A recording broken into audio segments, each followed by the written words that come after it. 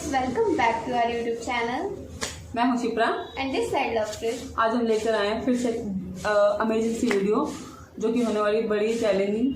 हम लेकर आए हैं आज नेचर वीडियो अपनी, एक दूसरे का नेचर कैसे करना है कि नेचर में हम दोनों कैसे कैसे हैं और क्या क्या चीज़ें पसंद करते हैं, लाइक करते हैं। तो वीडियो में बने रहें, लास्ट तक ऐसे देखते रहें। वीडियो में मज़ा आएगा थोड़ा सा देखने में, थोड़ा सा वेट करिए बस लास्ट तक देखने के लिए।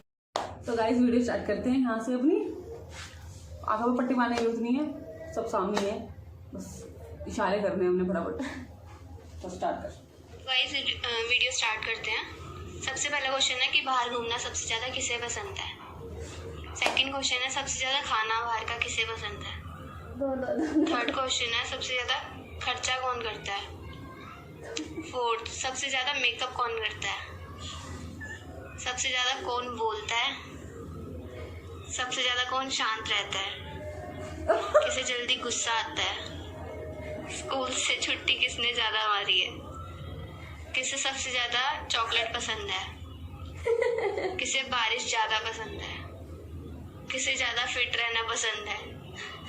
कौन सबसे ज़्यादा मुंह पर बात कहना पसंद करता है। कौन ज़्यादा क्यूट है। किसने ज़्यादा मार खाई है। लास्ट में झूठ बोल गई। मैंने तो बस आगे वीडियो के अंदर सच में थोड़े और होने चाहिए थे ना।